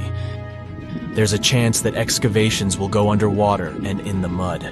This will require much time and funding, but archaeologists are sure it's worth it. Anyway, it's too early to say that Cleopatra is really buried there, but scientists have found many things in the tunnel that confirm this, including clay pots, dozens of coins with the image of Cleopatra and Alexander the Great, as well as a bust with the image of the Egyptian queen. Cleopatra is still one of the most popular personalities in Egypt, on an equal footing with Ramesses III and Tutankhamun. She inspired many films, paintings, and books, but what made her so popular? She became famous for her inconsistency. She was a beautiful, intelligent ruler who pulled Egypt out of the crisis and made it a prosperous power. Medieval Arabic texts say she knew chemistry, mathematics, and philosophy, and may have written several scientific books. She knew several languages and had excellent diplomatic skills. At the same time, there are many legends that she was a femme fatale who drove many men crazy. However, there's no evidence that her beauty was incomparable. The image of a stunning model was created by Hollywood when it made several films where famous actresses performed the role of Cleopatra. And the Roman Emperor Octavian, the adopted son of Julius Caesar, specially created the image of Cleopatra as an insidious seductress because he was her enemy. Even though she was born in Egypt, Cleopatra wasn't an Egyptian. Her ancestors were Greeks, among whom was one of the generals of Alexander the Great. However, the people of Egypt loved her. She learned the language and was very sensitive to the traditions of this country. She knew the history, mentality, and customs of ancient Egypt well. She raised the level of its economy and strengthened its status as a world power. Much of this was made possible thanks to her cunning and impressiveness. She loved theatrical performances and lavish celebrations. She knew how to surprise people and put on a show. But behind the exterior image of a luxury lover was an intelligent and calculating ruler.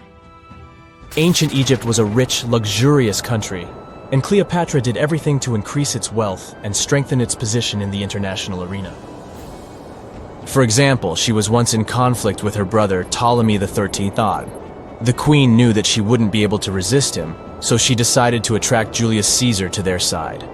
The Roman emperor arrived in Alexandria, where Cleopatra wanted to meet him, but Ptolemy knew about her plans and was about to prevent her from coming to Caesar.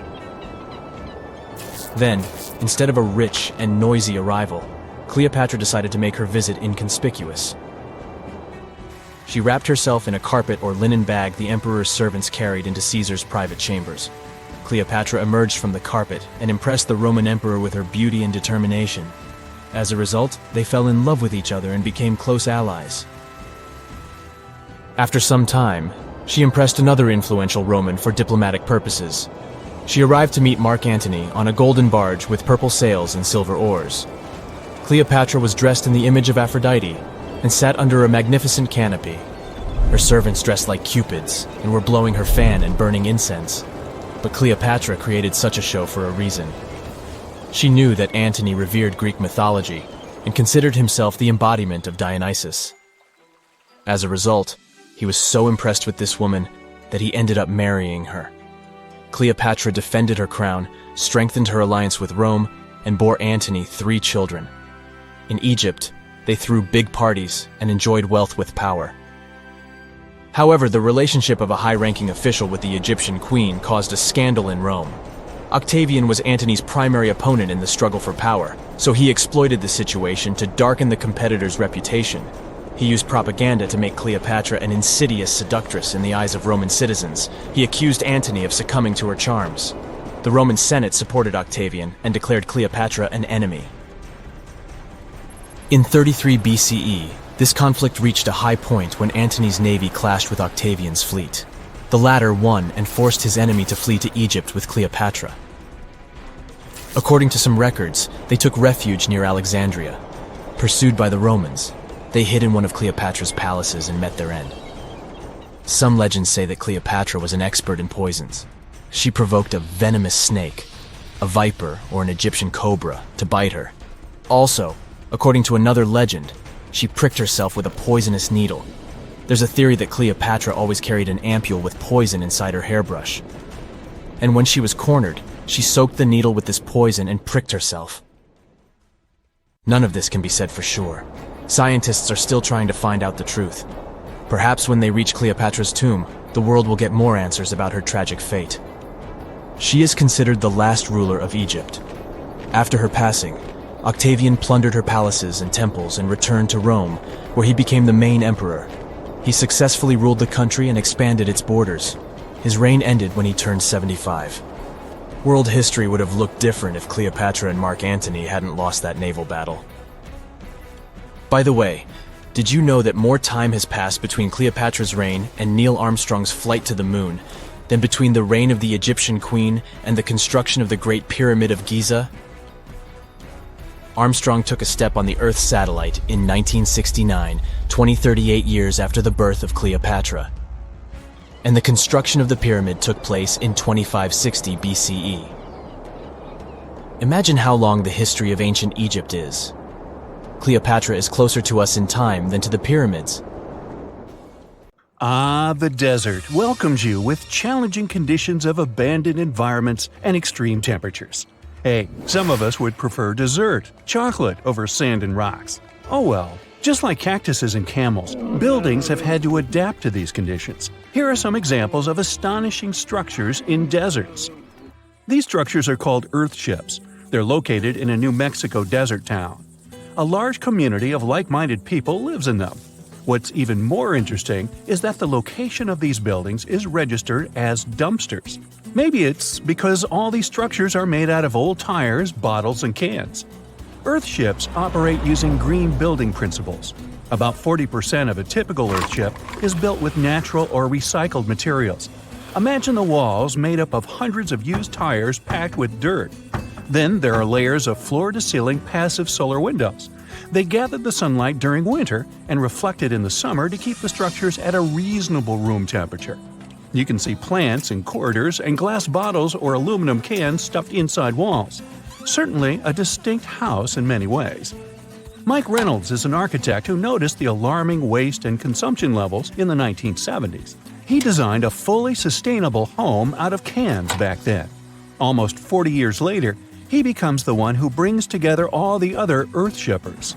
Reynolds drove a Mercedes, but it ran off of the vegetable oil he picked up at fast food restaurants in town.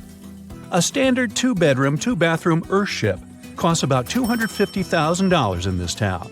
Yet there are earthships like Dobson House that can cost as much as $1.5 million.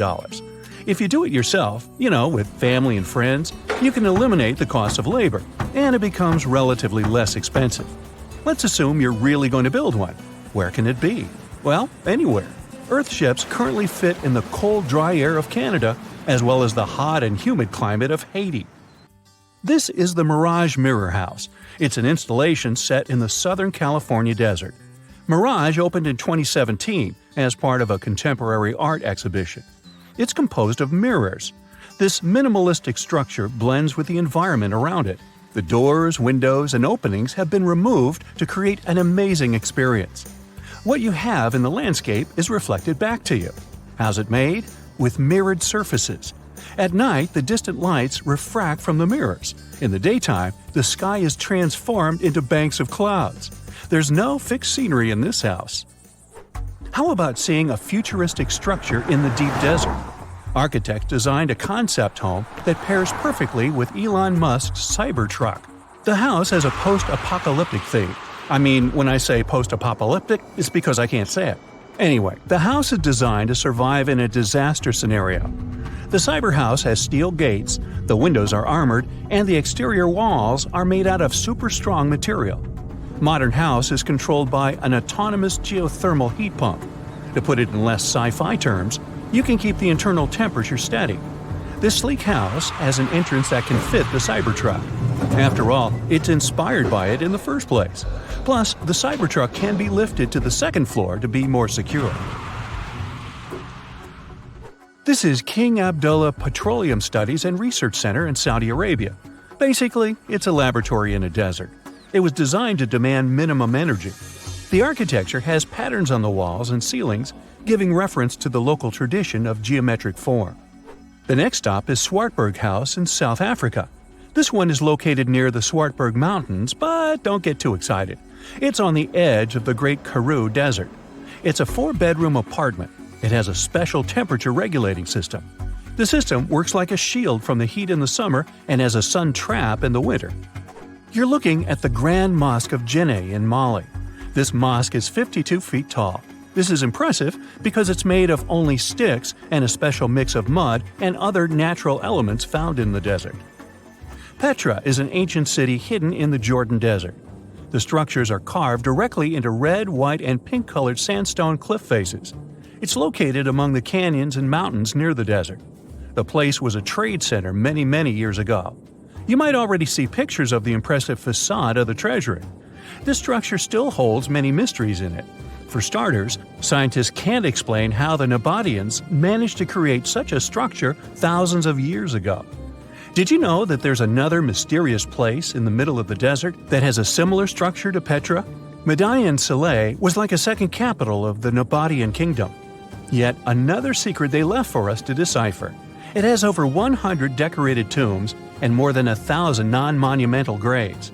Plus, inscriptions and cave drawings are also here, again surrounded by sandstone. This wooden shack was a post office once. The structure is in the Tengger Desert of Mongolia. It's surrounded by nothing. Sand is the only thing that accompanies the lonely structure. The building is only 23 square inches. As you can guess, it didn't get too many visitors. It was abandoned for over 35 years. Its fate changed one day when a woman discovered the building. Mrs. Zhang and her friend came up with an idea. They were going to reach businesses and people who wanted to send letters and postcards from the world's loneliest post office without actually visiting the place. It worked. The post office rarely gets visitors in place, but it's busy online. Over 20,000 letters and postcards were sent from the Desert Post Office in December 2021 alone. The place is about 6 miles off the nearest road. A post truck picks the letters up and hits the road for delivery. Eventually, they are shipped all over the world. A second destination in Saudi Arabia is King Abdulaziz Center for World Culture. The building has an interesting design. It took nearly a decade to build this complex structure. It's a 321-foot-tall tower which stands out with its look. Stone Matters Pavilion is a stone structure in Palestine. The structure spans a surface area of 93 square inches. It has been built entirely out of 300 interlocking stones that mutually support each other. The concave roofs, and yes, they look like giant bowls, are designed that way to collect rainwater. The structure is in Iran. Interestingly, in Iran, the evaporation rate is 3 times faster than the world average, so this bowl-like design comes in very handy. It captures the water in a way that the water can form a single mass as a whole before it evaporates. The outer shell of the roof system collects rainwater, but it also works as an additional shading. It makes air move freely, designed like a cooling mechanism for both roofs. Eco Lodge in Egypt is the next stop. The project is built in a place that overlooks the desert and is constructed using locally available materials like sun-fired bricks and palm wood. The building is an example of traditional architecture. There's a water basin that lets in the air to keep the interior cool. A worthy mention is the CID Interpretation Center in Chile. Chile's Atacama Desert is among the top tourist destinations in the country. To help the tourists, architects designed a visitor center as part of the infrastructure for the wind farm. Here, the cold winter months don't freeze people because the large windows make the most of solar heating. What's even more interesting is that the building is designed to go completely dark at night. Imagine you somehow bumped into the building by accident. Black Desert House is a building respecting the stars. At night, this house goes completely dark. It dissolves into the night, so the stars can appear more prominent. Now, any mysterious desert buildings you know that aren't on this list? Let us know in the comments. Now, let's assume that another species, whether humanoid or dolphin-like, could have existed millions of years ago. How do we find their traces? There was a Doctor Who episode about a non-human industrial civilization on Earth that existed long before us. These reptiles, called Silurians, were forced deep underground by a catastrophic rise of temperatures on Earth, and there they thrived for centuries. That inspired scientists to create the so-called Silurian hypothesis. If there was an advanced civilization before us, we should find their traces somewhere. Well, let's try. Climatologist Gavin Schmidt and astrophysicist Adam Frank decided to dive into this themselves. Like us, any technologically advanced civilization would be hungry for energy, so they looked for global effects that would leave a widespread mark. For example, hints of large-scale industrial processes, like plants and factories, and their leftovers. Then comes the question of how long these civilizations would last. If they existed for a long time, we should look for long-lasting signs, like residues from burning fossil fuels, mass extinctions, synthetic chemicals not found in nature, and even traces of nuclear fission. Basically, we should search for the same kinds of things that humans are currently leaving behind as evidence of our activities. Unfortunately, this evidence isn't that easy to find. Let's imagine an unsettling scenario if humanity suddenly disappeared. Even though it seems like we've left a lot of changes on our planet, the future civilization millions of years from now would struggle to find any remnants of our existence. Why? Well, our planet has existed for 4.5 billion years. Complex life on Earth has existed for more than 400 million years. Compared to that, our industrial period only lasted around 300 years, and we haven't left any significant traces. Our record of Earth's history is full of gaps, especially the further back you look. The fossil record captures only some things, being very selective and incomplete. On average, one fossil emerges every 10,000 years, and dinosaur footprints are even rarer. Mountains rise, oceans change, and plate tectonics can easily wipe out evidence of entire civilizations. After a couple of million years, chances are any physical signs of a civilization would disappear. In order to find at least something, we have to look for things like odd sediment patterns or unusual isotopic ratios. Also, fossils mostly form in water, leaving us in the dark about creatures on land or in the jungles. So even if there was a technologically advanced society millions of years in the past, and even if they were far more advanced than us, we might struggle to find any clues of its existence. Frank and Schmidt try to understand how we could ever hope to spot signs of them. Discovering actual cities would be the ultimate proof of a Silurian-style civilization on Earth. But Adam Frank isn't too optimistic. Even now, our cities cover less than 3% of the surface, making it easy to miss ancient city ruins. Whether a city survives over tens of millions of years depends on whether the land around it is sinking, getting locked into a rock, or rising, getting worn away by rain and wind. So, places like the French Quarter in New Orleans might have a better shot of making it into the geologic record than, say, Haight-Ashbury in San Francisco. When it comes to finding artifacts, the odds are pretty slim as well. No prehistoric iPhone would survive millions of years, fancy glass or not. Finding their fossilized remnants might be a bit more promising, but it's still tricky. Considering modern humans have only been around for about 100,000 years, it's quite possible that we might overlook any traces of an earlier advanced species. There is one thing, though. We could stumble upon their traces in rocks. Our current chaotic era might leave a distinct mark on the Earth's geological history, especially since we're basically experiencing PTM 2.0. I'll get to that in a moment. So they try to look at the changes in the carbon cycle. Humans have been releasing a lot of fossil carbon since the 18th century. This leaves a special mark in the carbon isotope ratio, like a signature that shows the difference between carbon in living things, such as seashells, and carbon in lifeless volcanic rock. Scientists also look for signs in the way sediments are arranged. Large coastal deltas might mean that there were bigger rivers made by folks in this hypothetical civilization. Traces of nitrogen could suggest big-scale farming, where they used a lot of fertilizer. Spikes in metal levels in the sediment could mean runoff from heavy industries. Of course, a single find like that wouldn't tell us anything. Schmidt says the key is to look for multiple signs together. Without clear artifacts, the uniqueness of an event might show in various clues rather than a set of changes linked to a single cause. On a quest for Silurian-style clues, scientists even decided to check the Moon. Some astronomers find it surprising that no one has looked into this before. They even joked about the possibility of dinosaurs building rockets and leaving traces on the Moon or other celestial bodies. These astronomers think that Earth-like planets tend to erase signs of civilizations on their surfaces. So they're exploring the wild notion that these beings might have been space travelers. In that case, remnants of their technology, known as technosignatures, could be lurking not only on our Moon but also on asteroids, or even buried on Mars.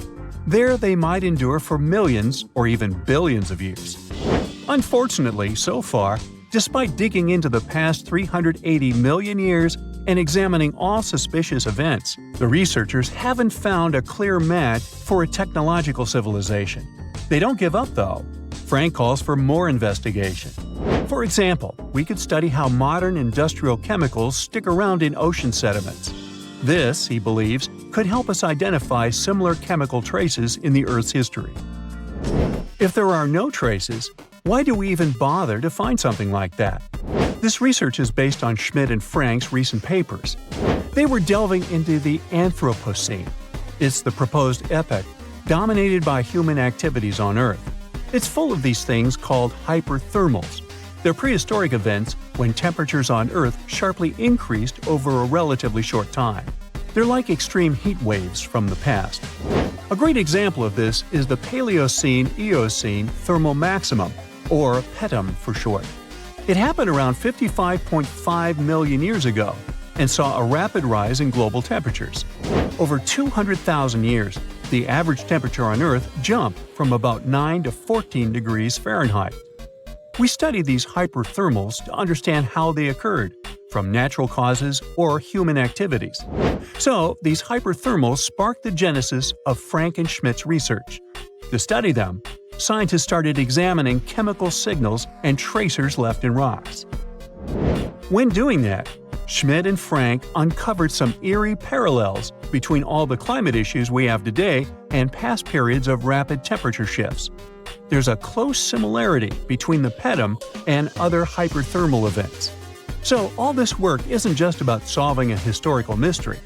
Understanding our impact on the environment can guide us to finding better ways to live in harmony with the planet and avoid becoming a forgotten species in the future.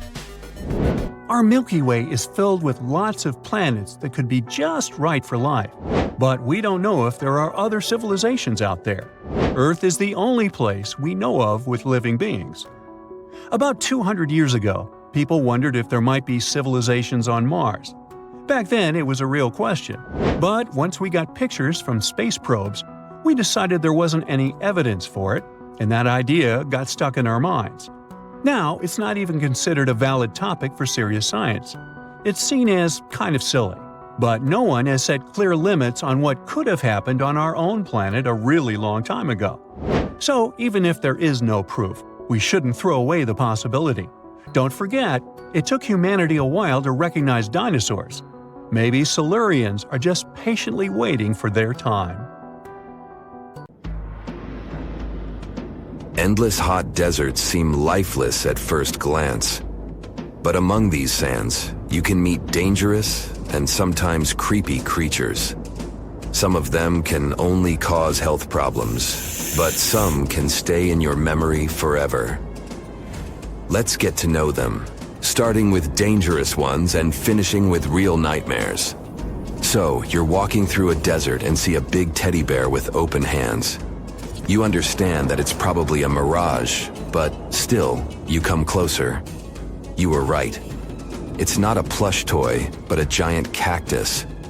There's something strange about it. Thanks to some strange fluff, the branches resemble the arms of a teddy bear. However, this is not fluff, but thousands of thin needles, and they are the reason you shouldn't come closer. The cactus is called the jumping cholla, or teddy bear cholla. It grows in the desert areas of Arizona and in the northern part of Mexico.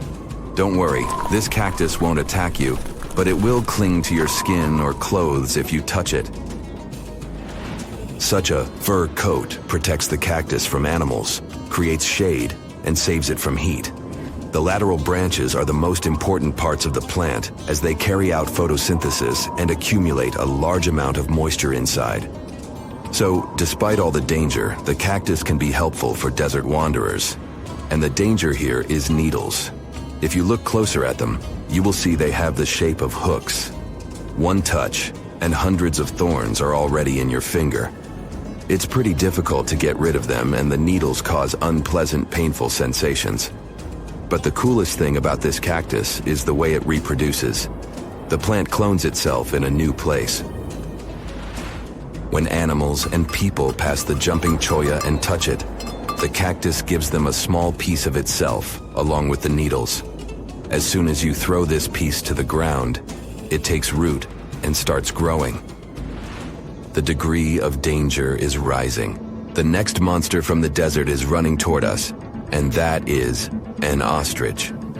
Many think these animals are cowards hiding their heads in the sand. You will most likely change your mind if you're unlucky enough to meet one. Usually, ostriches are not aggressive, but you should run if you come closer to their nest.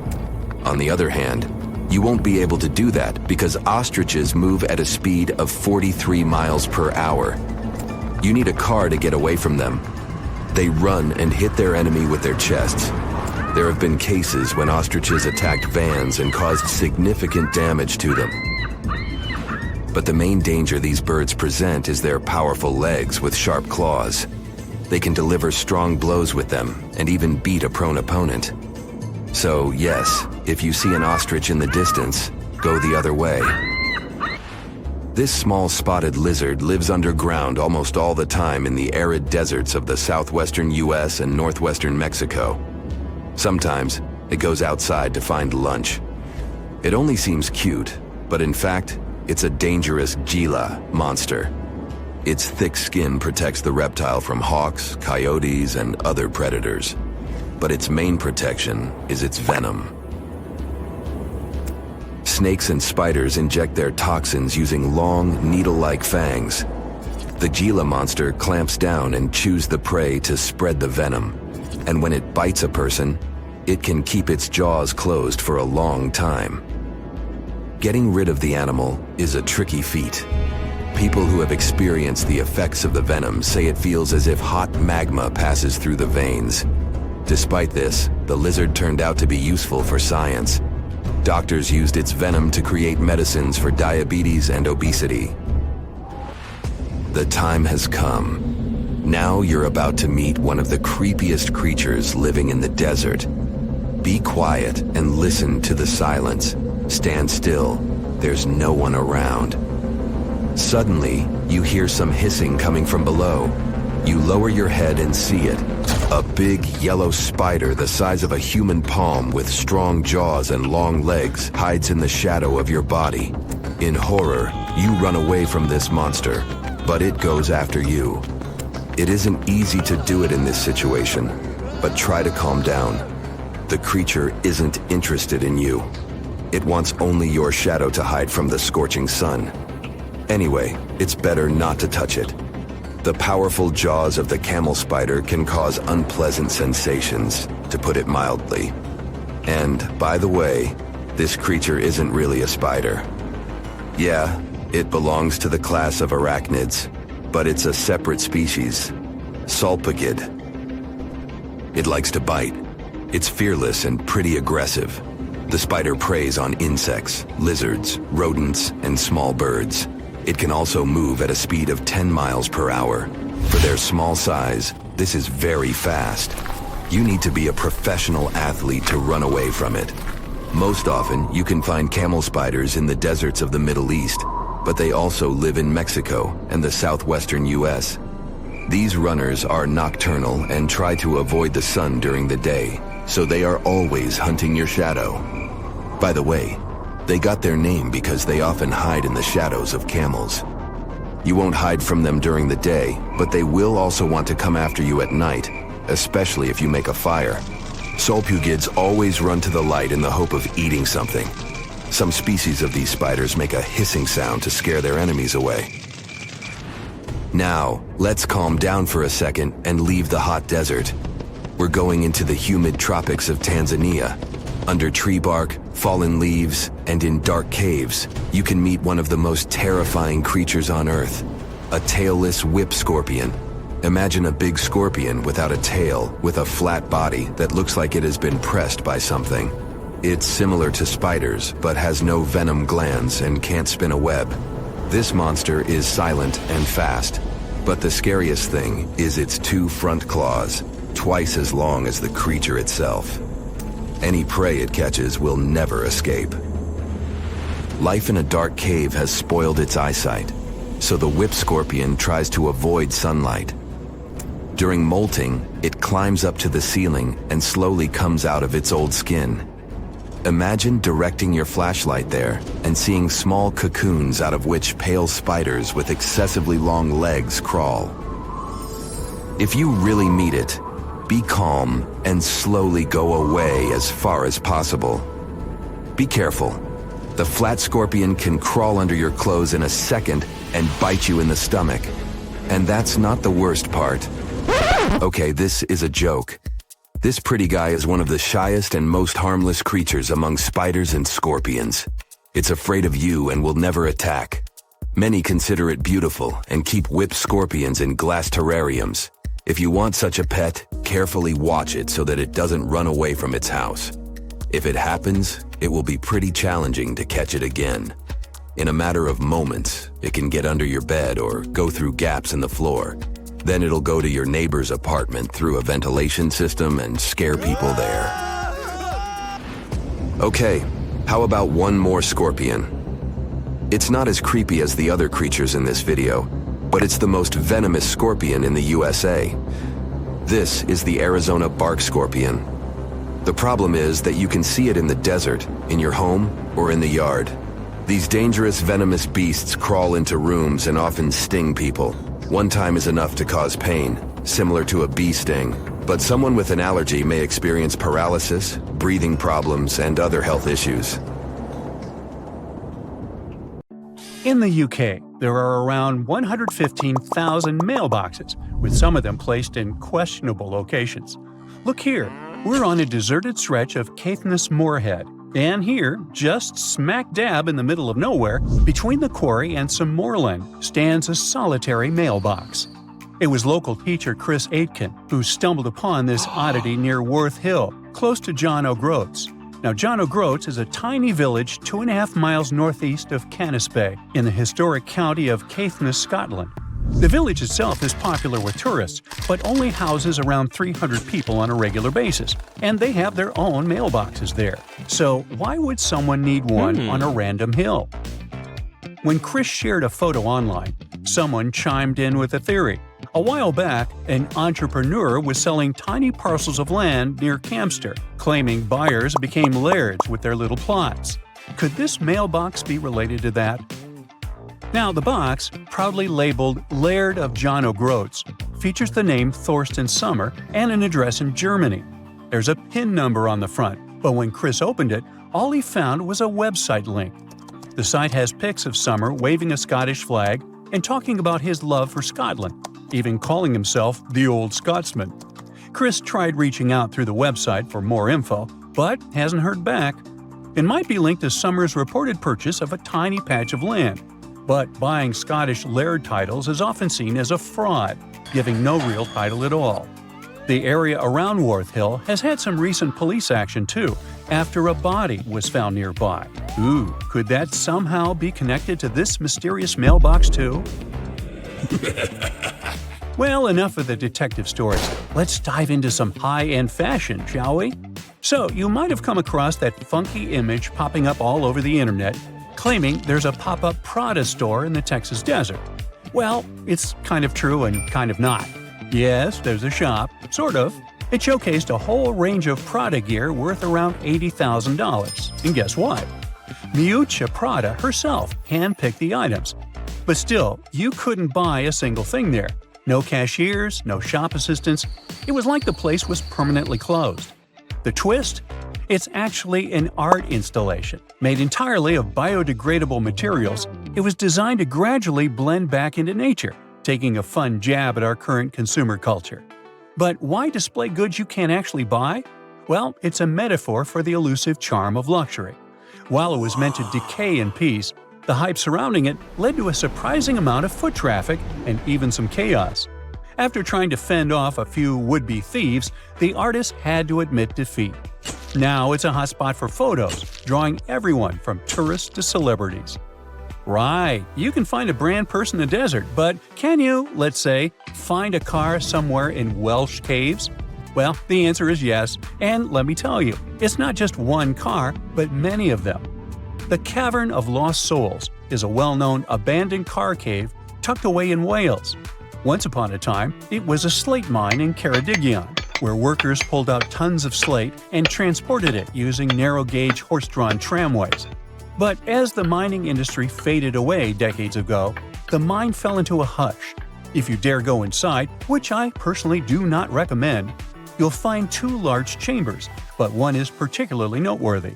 The main chamber plunges around 65 feet deep and is mostly underwater, with just a small opening above. Since the mine shut down, locals and the council have taken advantage of that opening, tossing in all sorts of unwanted stuff. You'll find everything from fridges and TVs to even whole cars piled up in one corner. What makes the Cavern of Lost Souls special is the single beam of light that breaks through, casting its glow on the twisted heap of wrecked cars and metal. The water, when hit by that light, glows a stunning turquoise green, creating beautiful reflections of the cars and cavern walls on the still surface.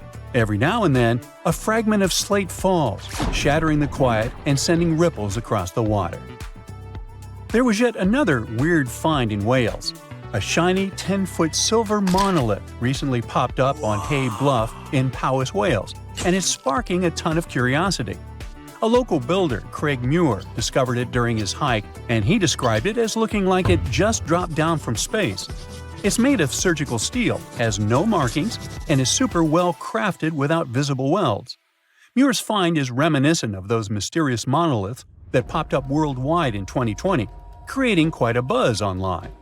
Local Richard Haynes suggested it could be some kind of scientific installation, but with national park rules against unauthorized structures, it might not be there for long. With no visible tracks around it, Muir speculated it could have been brought in by a group or even dropped from a helicopter. Now, this isn't the first strange monolith sighting. Similar ones have been spotted in Utah, the Isle of Wight, and even Glastonbury Tor, where one was humorously marked "Not Banksy." However, it could be easily him. The UK is the leading country in terms of the number of Banksy's pieces of art. As of 2023, there were 70 of them. No wonder, as he is reportedly British and was born in Bristol. The Atacama Desert in northern Chile, the driest non-polar desert on Earth, features a bizarre sight at kilometer mark 1309 on the Pan American Highway, a giant cement hand that towers 36 feet above the sand. Looks creepy, right? Well, worry not. It's not some creepy monster trying to grip you and take you to the netherworld. It's not an ancient relic from a lost civilization either. A professional sculptor created this quirky landmark back in 1992. Despite its remoteness, the hand is frequently targeted by graffiti, so local volunteers must clean it up twice a year. And by the way, it's not the only landmark of this kind. The very same sculptor also created a similar hand in Punta del Este, Uruguay, called Man Emerging to Life, and it represents the idea that a giant might be holding South America in a stone grip. Hey, works for me. Now check out this giant stone sphere hidden in the forest of Bosnia's Visoko Valley. What do you think? Is it an ancient relic or a modern art installation? Share your thoughts in the comments. But to be completely frank with you, which I always am, nobody really knows for sure. Experts think this sphere, which measures around 10 feet across, is just a naturally occurring rock formation called a concretion. These iron-rich balls get their reddish color from the high iron content and form when mineral particles stick together over time. While concretions can take on some pretty wild shapes, The exact process of how they form is still a bit of a mystery. Then there's this archaeologist, often called the Bosnian Indiana Jones, who claims it's actually a man-made artifact from over 1,000 years ago. Spherical concretions aren't unique to Bosnia, though. You can find them all over the world, like these boulders in New Zealand, massive round stones that are over 60 million years old. There are also cannonball concretions in North Dakota. And let's not forget about the man-made stone spheres crafted by the Dicas people in Costa Rica, which are perfectly shaped and arranged, definitely a testament to human creativity. So while the Bosnian sphere is super intriguing, it's probably just an ancient concretion and not a remnant of a lost civilization. Bummer. Finally, some things are so well hidden that you have to go deep down into the seafloor to get a glimpse of them. Once a hedonistic hotspot for the Roman elite, Baia was like the Las Vegas of its time, but now its ruins are submerged underwater. This resort city thrived on volcanic hot springs and attracted the likes of Nero and Caesar, who even built vacation villas there. However, in the 8th century, Baia lost a battle and was abandoned by 1500. As the water levels rose, much of the city was lost beneath the bay. Today, you can explore Baia's ancient ruins in one of the few underwater archaeological parks in the world. Hold your breath.